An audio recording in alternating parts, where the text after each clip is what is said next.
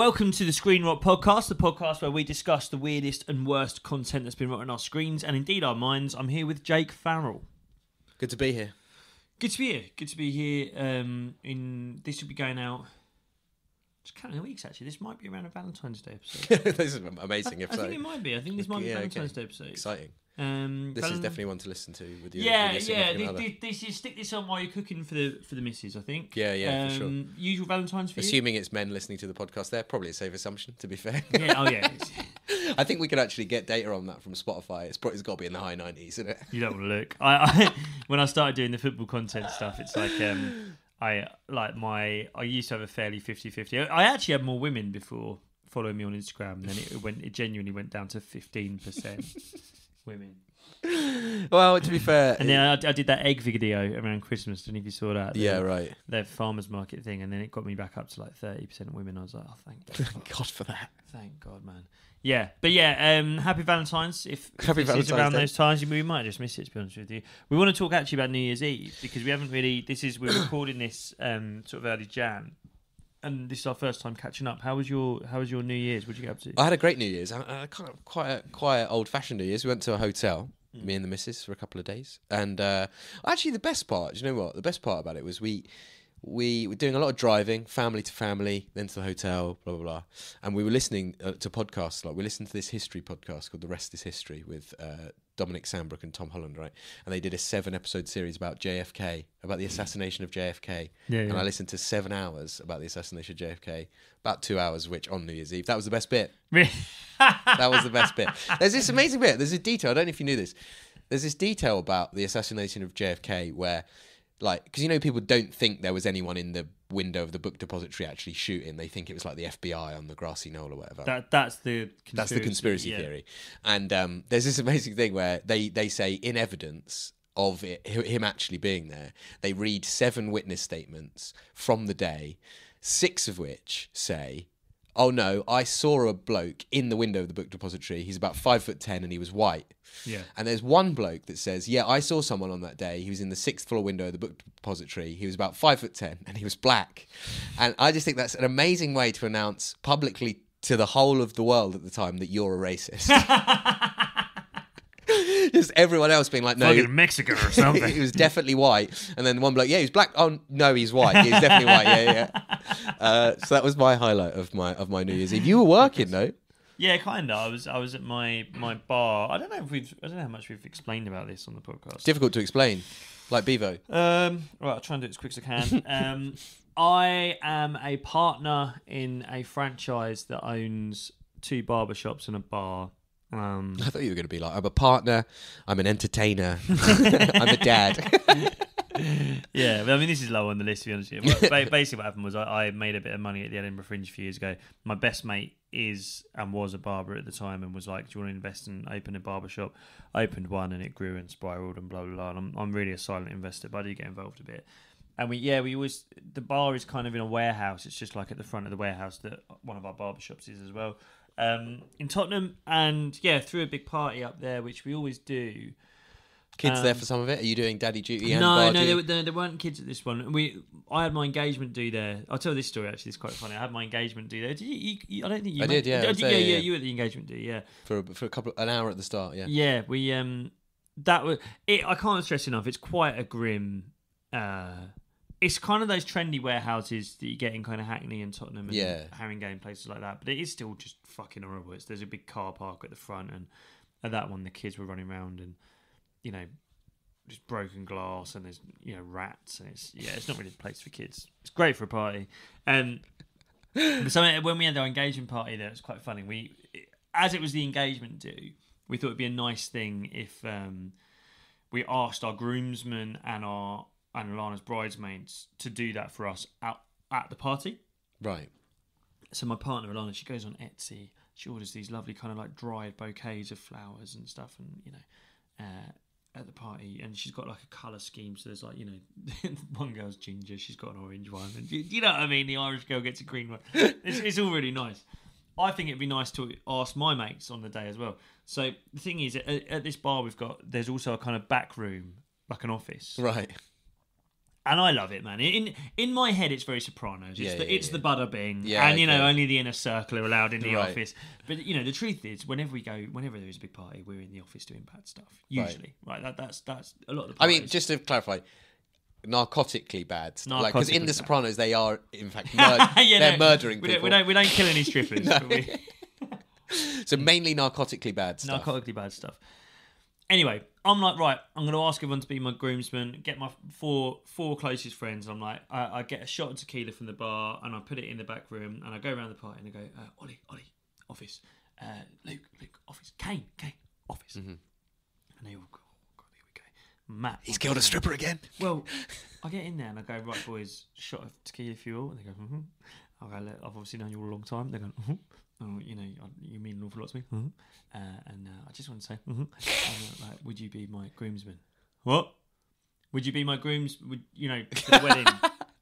A certain level of responsibility, but it's more a kind of friendship thing. I've been like, and they're like, he thought it was drugs. They thought it was drugs.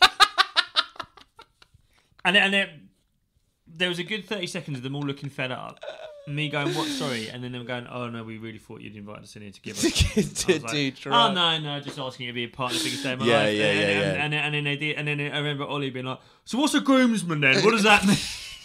Anyway, Have this ketamine. Shut up. Yeah, that was my. Anyway, so New Year's Eve was spent there. All good, nice party. As you say, I was kind of working. I sort of helped out behind the bar for it, and it was.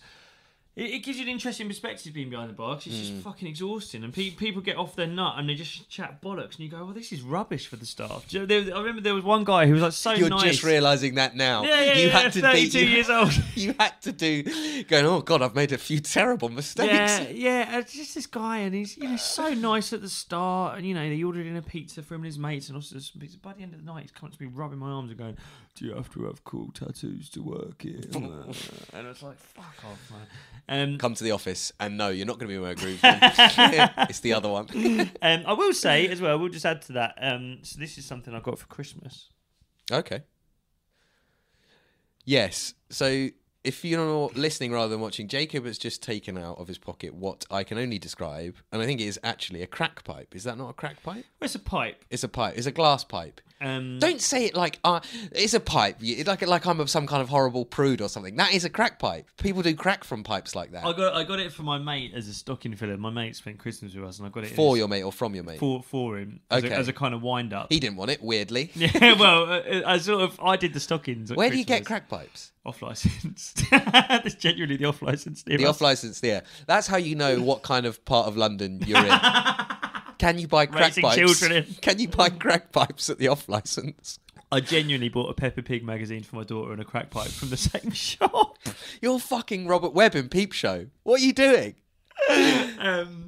But yeah, it's quite funny. Like stockings, I sort of did wind ups. I got, the mother-in-law got a bottle of lube, and I got my mate one of them. But I will say, I've actually been. It's very nice for hash, legal hash, if you get it prescriptively. Otherwise, you can't smoke hash. It's very nice for hash. On Christmas Day, I thought it'd be funny to try and smoke like tobacco in it. In the crack pipe. In the crack pipe. That does sound funny. So I'm stood there, fucking in hammered, so drunk. Right. Stood there with this pipe in my mouth, and I've thrown a load of tobacco in it, heating the tobacco. Obviously, it doesn't. You have to burn tobacco. Yeah, you know what I mean? So nothing's up there. And I'm like, I'm gonna give it a go, lads. I go, and I just sucked too hard. I just fucking ate all this. It's really hot tobacco down my throat.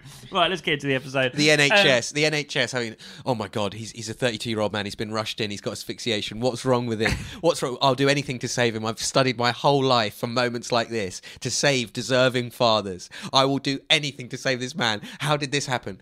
Well, he bought a crack pipe for his mate, and then he put tobacco in it, and it was so drunk and stupid that he almost died. Fucking hell.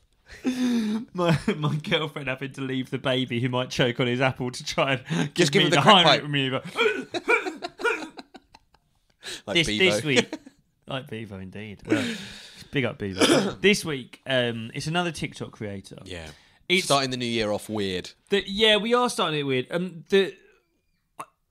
This guy's an interesting level of fame, where my mates from back home specifically, so the lads. They will sing what he sings on nights out. Yes.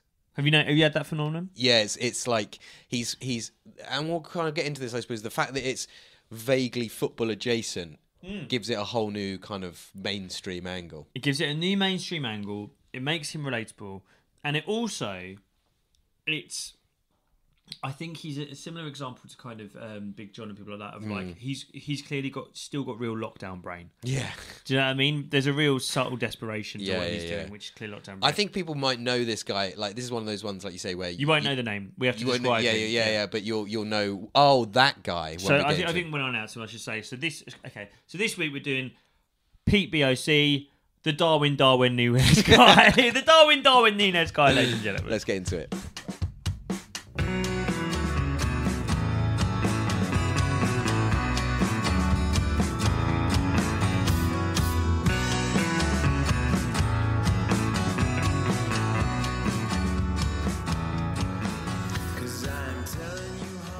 Would you care to?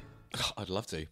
Oi, get on this. Go for it. I think that Pete BOC is basically like a TV channel boiled down into TikTok fame. Do you know what I mean? Tell me. Because he does a bit of everything, right? And we spoke last week about how Bevo, he would have been kind of like...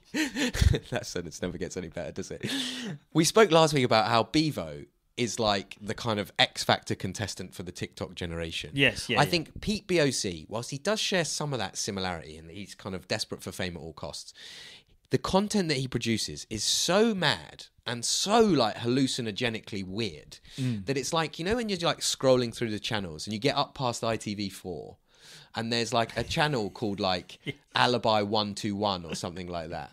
And it just shows like in the day it will show like old reruns of like the Sweeney. Yes. And then at night it will show like old reruns of Bullseye. Yeah. And then there'll be a documentary about Roman coins on at like 2 a.m. or something like that. And in between interspersed with adverts for like adult nappies and like, and like bingo, Foxy Bingo. Yeah. Like Pete is like that, but on TikTok. It's mad. He's completely mental. So are you talking about the variety of content that he produces? It's like people now, instead of going and just flicking around the telly, you go and flick around on TikTok and you land on, and you can go on TikTok and you can go and look at these perfectly curated food content in like the food channel. Yeah. You can go on like, I don't know, True Geordie's Kickoff, you get your football news or whatever, or Talk Sport, AFTV to get your Sky, instead of Sky Sports News, use music and whatever. And Pete is one of those fucking mental channels that they know that anyone that watches it is in debt. Like all of the adverts are for like consolidating credit cards. It's just like statistically you are in debt or incontinent. You're one of the two. so this episode is one of those kind of rarer ones where I think you've sort of brought this to me a little bit more, and I'm slightly more naive on this. So I just know him as the Darwin Nunez guy, and I suspect the audience might be in that category. Yes. Of just not, I know Darwin. Well, let's watch that in one second. Is that the main one? That's the first one we're going to watch. But you're saying he's varied his content. So yeah, as with all of these things, I've seen other songs. I've seen him do other songs. Some of the songs. We've got 2 songs. We're going to start and end on a song, and then the 2 in between are like the varied content. Great. But like the first song is a perfect example of how he became famous, and he became famous by doing these made-up chants for Liverpool, which is beloved Liverpool. So this is the first one. This is about Darwin Nunez, and this is how you'll know Pete BOC to start with. So this is Pete BOC with Darwin Nunez. Clapping. He's clapping along. He's happy.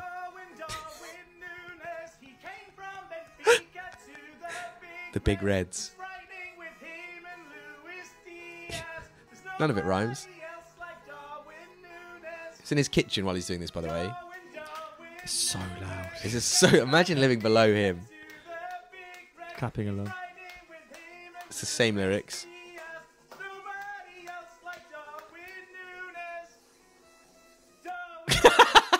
What I quite like as well while he's doing that, so you know, I mean, we don't really need to explain too much. It's a middle-aged man in a Liverpool shirt, bouncing up and down, with singing very Nunez, gelled hair. But what he does quite a lot is he kind of looks over his shoulder, like he's clearly checking that the wife hasn't come downstairs or the kids haven't walked in and gone, "What the fuck are you doing, Dad?" I mean, I have to say, it's when I first it's a banger, right? And he stepped upon something that I think is. If you want to do a good new football chant, if you want to really get something going, go for 90s dance floor bangers. Yes. In the same way that Will Briggs on fire, right. Your defence is terrified. Do you know what I mean? Go for one of those old kind of like 180 BPM kind of like old 90s dance floor bangers. He's so loud. So loud. And I empathise because I'm so loud. You're a loud guy. As someone who edits an audio medium thing that you're involved with, I can confirm. And the missus doesn't like it. And actually, and I suspect he might have this as well, my volume is relative to my food intake, right?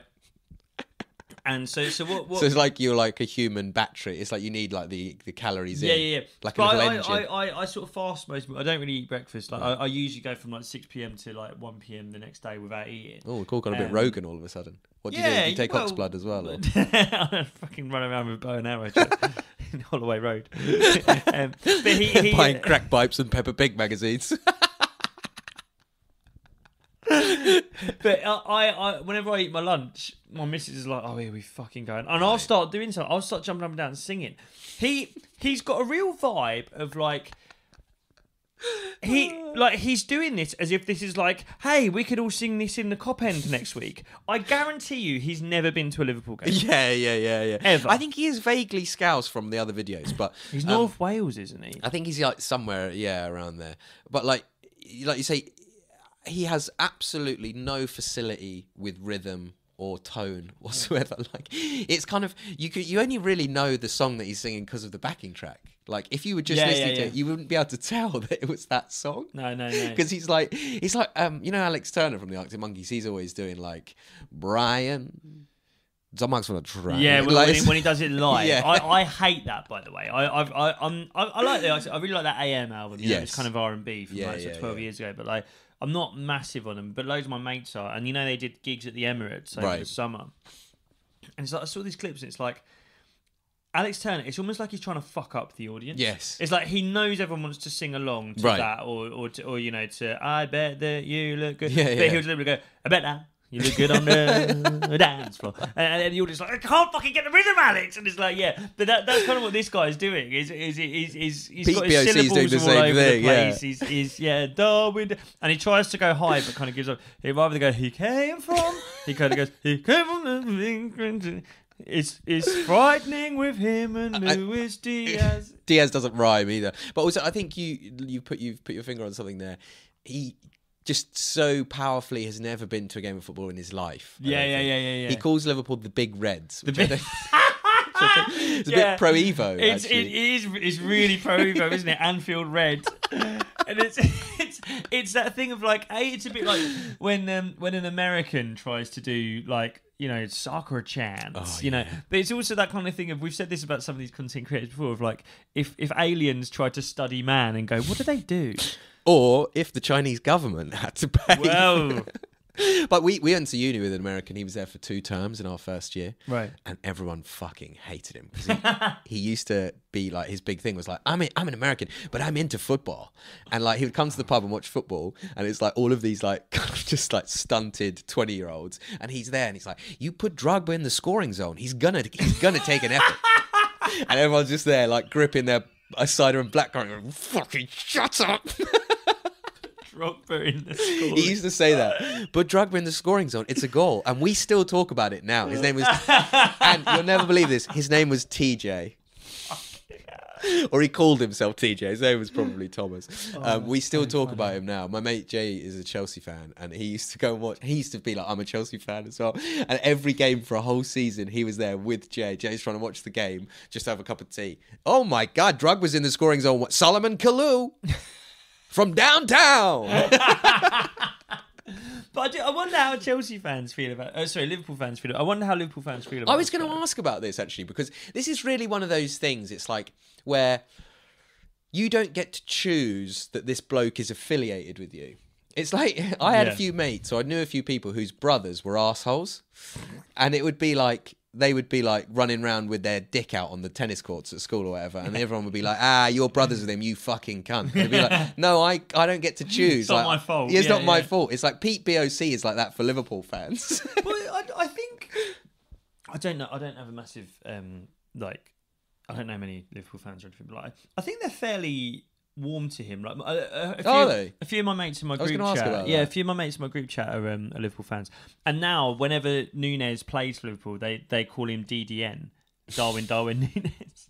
DDN up front today, boys. DDN, I love that. Yeah. Do you think that you kind of, in the way that you might really look after, again, a sibling with learning difficulties, do you think there's a similar kind of protective vibe over Pete BOC? A little bit, but I think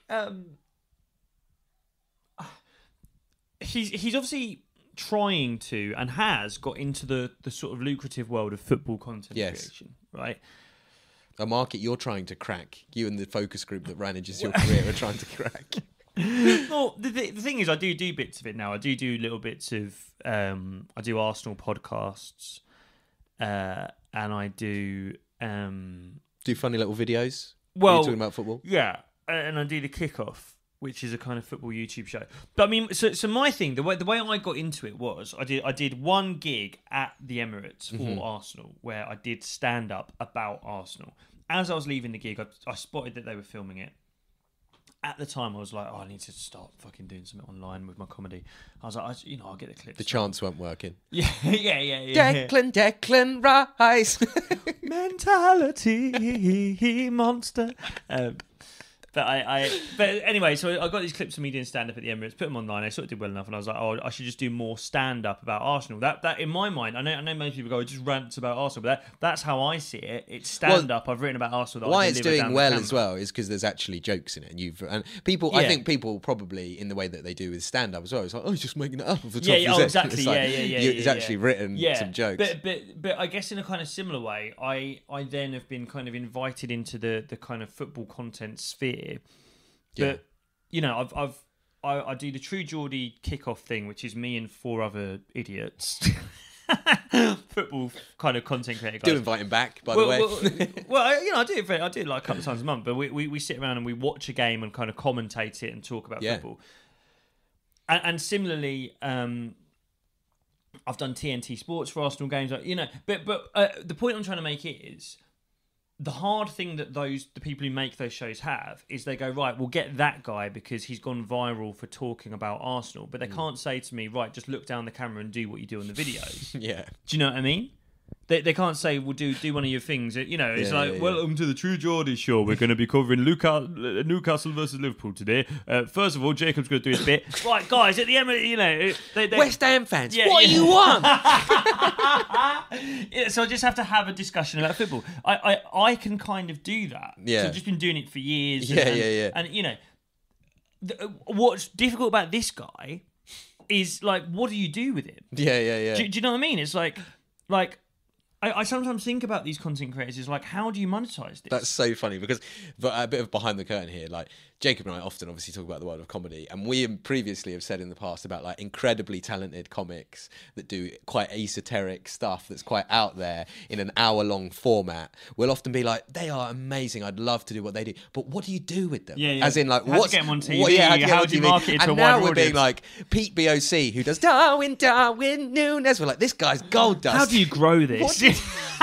What's next? Well, I guess that's what we're getting to. The thing is, well, it is. Yeah, I think with a lot of football content creators, they go viral for something like that, and it's like Mark Goldbridge. Yeah. Right? Yeah, fucking hell. He's kind of the apex of football content creators. He's a Blake that just watches Man United games, by the way. But I will say for him, so Mark Goldbridge is kind of like, his hysteric reactions to kind of football. You see him doing a live stream of United game, and when United consider, oh, for God's sake, Maguire again. I think we'll probably talk about Mark Goldbridge at some point. So. Yeah, well, people have asked us to do it. But the thing is, I remember I was driving, I was going to a gig on a Saturday, which is, so often my routine. I was like driving to like Leicester or whatever. And I, just listening to TalkSport, and what ideally, if I'm driving at kind of like 4 or 5 o'clock, I catch the end of the game. Yeah. And then I want to, just listen to TalkSport, to what people, do the phone in. It's quite fun. And then I was like, one day I was like, what's the 3 o'clock's finished. When it gets to 5 o'clock, it's like, welcome to the Mark Goldbridge show. And I was like, what the fuck? He's on TalkSport. He's got his own Saturday 5 o'clock show. Oh my God. And it's a phone in. Wow. And let me say something. He's good. It's great. Yeah. It's really good. And actually, when Goldbridge isn't doing the reactionary kind of, for God's sake, Rashford, no! When he's not doing doing that. He's actually really good. Football, he's quite balanced. Yeah, he clearly yeah, watches a lot of football, and he's quite he's quite measured, and he's a good host in the sense that like someone can, you know, a caller will phone up and be like, I think we should fucking kick the shit out of Bruno Fernandes if he tries that again. He's like, well, let's not kick the shit out of him, Liam, but maybe let's drop him for a game. Do you know what I mean? He's quite balanced. And I actually think what's quite interesting is I think that the producers at Sky are saying to Neville and Carragher and Roy Keane, go for more headliney takes. Go for it's mad getting stuff. That's what American sports stuff is like. And the interesting thing is, I think Goldbridge is a kind of reaction to that, because that's what he was doing. Is now going, well, if you're going to leave the centre ground, I'll take that while you go populist. I can't believe we're talking about this in relation to the Darwin Darwin Nunez guy. But with this guy, that hasn't happened. Do you think, like, at some point, I've been waiting for this moment really for a long time, where it's like, this time it still feels like you have to go viral and then the mainstream will come along and give you some money and you can do your thing but in the mainstream, i.e. Mark Goldbridge, who streams to Twitch to probably more people than listen to his Talk Sports show, right? Probably. Like, at what point do you think Mark Goldbridge goes, nah, you're right, I don't need your money, I've got... Or, I guess it's just money for old rope, isn't it? What do you mean? Like, at what point do these guys reject the mainstream exactly, and at stick what point, to their guns? Exactly. At what point is Talk Sport not... I think the smart ones do that straight away. Right. And I've got a couple of anecdotes to share regarding that. So the first one is, and I'm sure he wouldn't want me saying this, but fuck it. Red Richardson, yes, who a friend of ours, really good comedian, been going a similar amount of times. Really good, yeah. But he's gone viral in the last year. And people listening or watching, you'll know him as the Stay Toxic, everyone. Yeah. My nan just did some coke in a car. That guy. You really won't want me saying this, but I don't care. We can cut it. No. It's cool. So he as we mentioned in the last podcast, I think he opens for Gervais sometimes. Mm-hmm. Gervais really loves him, and it like since he's gone massive. And when I say massive, he is huge. He gets shares from Bill Burr. He's got he gets 10 million views. He's probably on like 400,000 followers on Instagram now. And he's selling out the Shepherd Bush empire. And he's really good at comedy. But Gervais kind of calls him and offers him advice. Right. And Gervais apparently said to him, Gervais was like, when Brent... Oh God, he'd hate me saying this, Red, but it's all right. When Brent first took off, Gervais got an offer from an American vodka company, right, to do an advert as Brent, right, and he turned it down, and he was like, that's one of the most important decisions I made, because it would have ruined Brent, right, if I'd have sold out on it. Because the joke is that Brent to sell out. So if you're an actual sellout, you can't do the joke.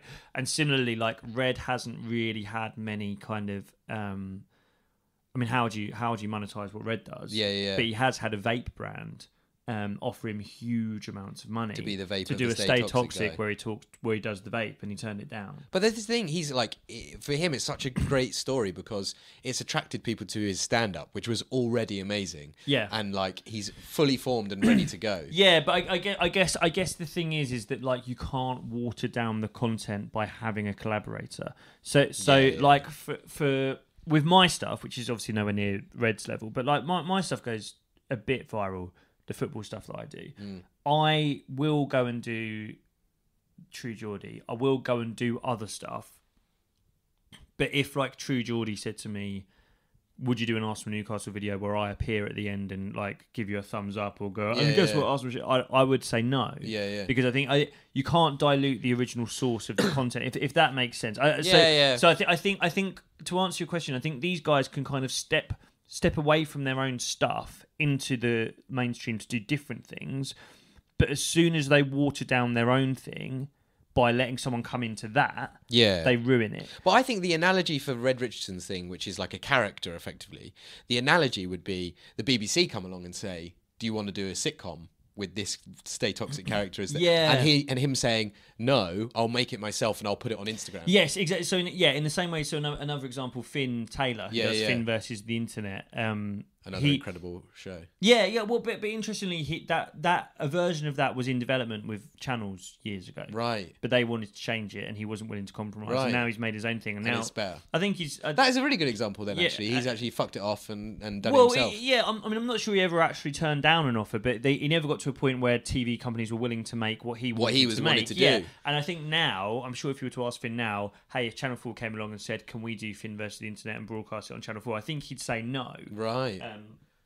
Because they would have some kind of editorial control which would ruin it. And they say some wild stuff on there that they would not be able to say on Channel 4. Well, exactly. But I think that's kind of the point. And you know, to bring this back around to Darwin Nunez. Well, not even to that actually, but to this podcast, I will say, you know, I've done podcasts that were made by the BBC before. Yeah. Jacob Hawley on drugs, Jacob Hawley on love, blah, blah. Go and get them now. And they, well, you don't really have to. I don't get paid anymore. But they, you know, this was years ago before podcasts really exploded. But I mean, it was only 3 years ago. We were 12th in the iTunes charts. Big boy shit. In the UK. Mm. That's like, when you think about that, that's crazy. That's like higher than fucking Parenting Hell gets. Yeah. But because it was a BBC production and it was very heavily produced, it was more like a radio show really than a podcast. But like, people didn't connect with it in the way that they do with this. That sounds insane. I get more people, this is 100% true, I get more people messaging me personally to tell me they like this, which gets a few hundred views. Yeah. But like, this connects with people because people can tell that it's us making it. It's unmediated, And in ways that didn't. And I remember, I'd read all the reviews, and they were mainly good, but I remember there was one bad review of the show. Bear in mind, the show was called Jacob Hawley on drugs. Right. It was all my ideas. It was all my stuff. I wrote all of it. I decided who we interviewed, blah, blah, blah.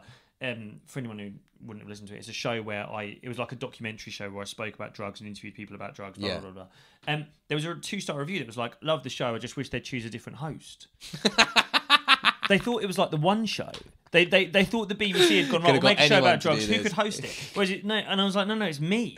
But I think that's the thing is like, and to bring it back to Darwin Nunez guy, finally, we spoke about Ricky Gervais's calls to Red Richardson. But like, A, he hasn't done anything else. But B, I mean, maybe he would if Channel 4 were like, you know, could you do a song where you put your arm around Chunks or something? Do you know what I mean? But that would kill it. That would break it. But and so we'll get onto it now. And look, this show is about the analysis of internet culture as well as me asking you not to say stuff. So like that, I'm happy with the last 5 minutes. I thought that was good shit. But like, to get back to Darwin Nunez, man. And to my theory about him being a mad TV channel. But I guess what we were talking about, sorry to interrupt you, what we're talking about is what does he do? How does he evolve from Darwin Nunez? And this is him trying. Yeah, and what we were saying was he can't go on other shows because he can't talk about football because he's an idiot. No, clearly. And no one wants him to sing Darwin Nunez on TNT Sports at half time. Yeah, well, I'm surprised he hasn't, to be fair. He probably has. Yeah, but let's see what he did. Let's see, how do you grow from the Darwin Nunez song? I'm all right. Mental health, that's how you do it. I got a good heart. Picture of him with his kid. Ultimately, I want the most that I can possibly get out of life. I love to love. Am I perfect? No. So that's an image of him with his kid, and it says like positivity on to the next week. Bearing in mind, this is a guy I think that gets quite a lot of hate. For those of you listening, Jacob has got his head in his hands. He almost reached for the crack pipe that's on the bed. And this is one way that he's trying to do it. So he's one channel, one bit of the mad TV channel, him doing Darwin Nunez in his kitchen. Another part, heartwarming pictures of him with his kids. This is a mad kaleidoscope of nonsense. I hate that so Why does it always go mental health? Oh, that felt like a Lewis Saunderson video. Yeah, it does, doesn't it? It felt like a Lewis Saunderson. You know the guy, and for anyone who's listening, you know the TikTok guy who cries. Does public awareness videos. My fucking God. I knew that would get to you. That hit me harder than any B vote. That was so... That was bleak, wasn't it? Oh my God, your kid. Your kid. Picture of his kid. And I think this is like... I do think he's been taken to heart by more football fans now. I think for a while he was an object of hatred and derision. And so it's like him being like, there's a man behind the content. Yeah. You're asking for it. So that's another kind of insight I can give as someone who's done football stuff on Instagram. Like I did a Man United video that went pretty big. Mm-hmm. Mate, the shit. And I was on holiday as well, and that didn't help because I was pissed. I was on an all-inclusive.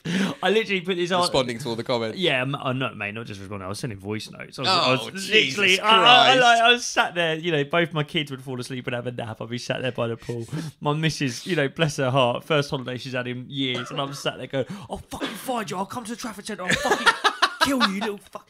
But there's no Manx in the Trafford Centre. You can't, like, don't read the comments. Yes. Don't read, especially TikTok. Because TikTok is horrible, by the way. I mean, as someone, you know, we take stuff from TikTok, Instagram, Twitter, Facebook sometimes. TikTok's the nastiest one, and I'm not surprised to hear he's had that.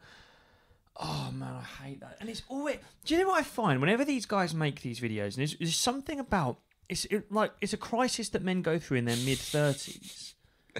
Something to look forward to. It's always some kind of like American quote. Someone on a podcast, it's like Joey Diaz or something. Yeah. Like, you think you can just fucking make your bed in the morning and do your day? You can't. Make a list. God damn it, achieve things. Go for a cold shower. Yeah, right. Respect your wife. Always that weird American emotional motivational shit. You think you've been hit hard? I've been hit 10 times harder. And what do? I get back up and I share a picture of my child on TikTok. Fuck me. I just think it's so pathetic. And I think like. I don't want to sound nasty to Pete. I'm sure he's a nice guy, and I'm sure like he had some horrible abuse after doing the Darwin Darwin Nunez. You must realise you look like a tit. Yeah. I think this is the thing, and it's like he's trying to branch out. He's trying to do other stuff. One thing that he does that we're not going to look at, he does a thing called Only Cans, where he mixes Dr. Pepper with anything. So he mixes it with all sorts. He mixes it with chocolate milk. He mixes it with all sorts, which is another kind of like Bevo-ish chaos principle. Like I'll do anything. Oh, like feed the algorithm. Send me a dare. I'll do it. It's also like, but it's like that's another kind of clue that he's not a football fan. Proper football fans would be drinking beer. I don't want to sound all like we're legends, but it's like, come on, mate, fucking, you're 38. Settling down to watch the Anfield Reds with a can of Dr. Pepper Light. But this is let's move on to the penultimate video now. Yeah. But this is like a more kind of clear attempt to branch out his content into different areas. And in this one, he's gone full sketch show. Oh, Dad, thanks for the new FIFA 38. So you're saying it's 2038? Do you want a quick game on my gaming wall upstairs? I shouldn't really. I'm a seasoned veteran now, so it's about FIFA and gaming. He's playing two characters. Since it's your birthday, I'll send you an extra 100 quid, get yourself a prime. I have no idea what he's talking about here, by the way. He's talking about gold packs. Dad, I packed an icon! Oh, nice. Who'd you get? 199 Ronaldo or something? I'm going to have to change my 4-6-9 formation and start with Nunez! Don't worry, I'll show you exactly what to do. Now, I have when we talked about Dan Bennett's, there was a lot of like Call of Duty language and stuff in there. Like he's trying to appeal to 14-year-old FIFA players here. He's 35. He's from Hereford. He's got big by singing, and now he's doing, Dad, I've packed an icon. I have no idea what any of that means. So I just about understand it. Right. He's kind of, what he's doing is saying, it's that Ultimate Teams thing on FIFA. Right. Which is where you use actual money. Real life money. Your parents' real life money. To kind of buy tokens on FIFA to buy better players for your team. Okay. And the gag is that he's playing a little boy, and by the way, nothing cringes me or creeps me out more than men like that pretending to be kids. Like and for those listening, he's got a Miami Heat basketball shirt on and a little kind of pair of swim shorts. Oh, God, it's horrible. It's not great. It's so bad. And then when he's pretending to be the dad, he's got like a button-up shirt. Yeah. Oh, yeah. So the gag is, your dad doesn't really want to get involved in your PlayStation game until he gives you £200 or whatever, £100, and you then manage to get Darwin Nunez. It's like a random thing. So you spend some money, you get to roll the dice. Oh, okay, and then he's got Darwin Nunez. And then the dad's like. But the thing with all of this is that like with his singing, in terms of comedy and sketch comedy, it's like he's an alien that's been trained to like, he's watched enough sketches on TikTok to be like, this is what it looks like. But there's no jokes, there's no punchlines, there's just him in his living room. I find the intrusion into people's homes particularly horrible. Yeah, I don't want to see your house. I don't want to see your sofa. You know that bit in Peep Show where like JLB credit falls apart and Johnson starts his own thing, and Mark goes round to Johnson's house and he hasn't made the bed. Yeah. He doesn't want to have. He's like, I don't want to look under the duvet. Where are the big scissors? Yeah, and he doesn't want to look under the duvet. It's like, I shouldn't see your children's playthings in your living room. You know, it's so bleak. And he's a little bit ITV new build. He's a little bit a little bit sort of grey carpets and yeah. But yeah, it's. And I think this is the thing, that he's quite similar to Bevo in a sense that he's hopelessly trying to follow a trend and hopelessly trying to catch the algorithm. But that's again. right. Let's speak about that, because that's the algorithm specifically, right? With these things like with Bevo, it's the algorithm. I think this is the first time I've actually felt it with all of this stuff we've been looking at. The robot is deciding what people like and what people see. Yeah. And so like it leads to watch this boy that doesn't chew, because all the robot like understands is how long do you stay on the video, and whether you like it or whether you watch it. Right. So it just like throws up. You don't have the bloke that works for Hat Trick production company anymore deciding what it is that you're going to watch. You have a robot that's like, you like watching boys chew, don't you? yeah. But this is the thing, is like, I don't know how well that one you just showed me performed. I don't imagine that well. No, I don't think so. But he's constantly trying new stuff. And that's the TV channel kaleidoscope of nutcase thing about. He's constantly trying new stuff. He's reviewing Dr. Pepper. He's doing sketches. He's doing more songs. It's mainly songs. It's that depressing thing of like, they're so desperately chasing, I'll do anything, I'll go to Basildon. Do you know what I mean? It's like, what would we do? What should we do? But what do we do? But this is the thing. I actually respect it. Like, we do this. We stick to our guns. Right. And in the same way that, like, you know, we've spoken about a couple of mates of ours who sort of do content. Red Richardson. I mean, Red was doing a couple of different things first, but he found something that is fairly true to Red. Yeah, really, like relative. That's the kind Red of persona for him, his stand-up as well, which is like, it's really like yeah. Well, I've done gigs with Red recently, and he walks on stage, and people recognise him from Instagram. They'll go, "Stay toxic," and he'll go, "Thanks, guys," and then just do his set, and they love it because it's the same thing. Finn Taylor. Finn versus the internet is very much what he does on stage. I'd like to think that the stuff I do, despite some of it being football related, it's the same kind of gags that I make on stage. You don't usually do your stand-up in car parks, but you do. Well, let's see what 2024 brings. But I think where you kind of lose any love or respect for any of these creators is when they, like, if he'd have just kept doing Darwin Nunez songs, I'd have kind of loved it. If he'd have worked his way through the 90s back catalogue of dancehall bangers. I've got another clip in a minute. But I'm sure that one did better, because it's like, just do your thing. Yeah. And I think it's kind of, it's like when, you know, like 10 years ago, Stacey Solomon would have ended up hosting A Place in the Sun. Like, no, that's not what we want you for, Stacey. Stay in your lane, Stace. Stay in your lane. Is that our message? I think if there's a lesson to be learned from Pete BOC, you're not a fucking sketch. Who do you think you are? You're not Morecambe and Wise. No. You know what I mean? You're not Mitchell and Webb. Why are you doing sketches? And when your lane is this good.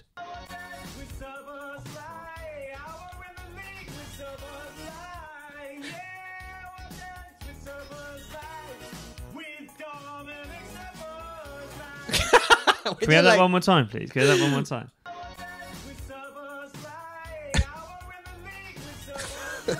So out of time. So out of time.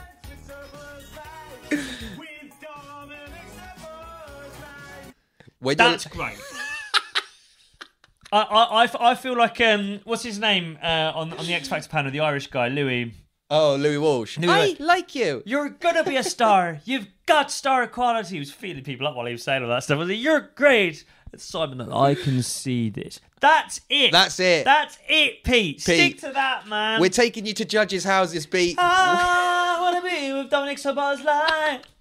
I saw an edit someone did on Twitter, by the way, and it was really funny, of him doing one of those songs and then edited like all the panes in the windows just like cracking because he's fucking so loud. We love you, Pete. Stay in your lane. Stay in your lane. Stick to what you're good at. We want to feel the heat with Dominic Soboslai. Klopp will keep buying players. You'll just about be able to pronounce their names. Just keep doing songs about it. No one at the Anfield Cop will ever sing along with you. No, none of the the big Reds will never want these songs. Fuck off the sketch comedy. Stick to the songs about the Anfield Reds. Yes. And that goes for all of you out there. Stick to what you're good at, and we'll stick to what we're good at, which is taking the mickey. Cynically taking the piss out of hopeless fuckers on the internet who are just trying their best. Thank you very much. God bless. Please share. Please subscribe. We'll see you next week.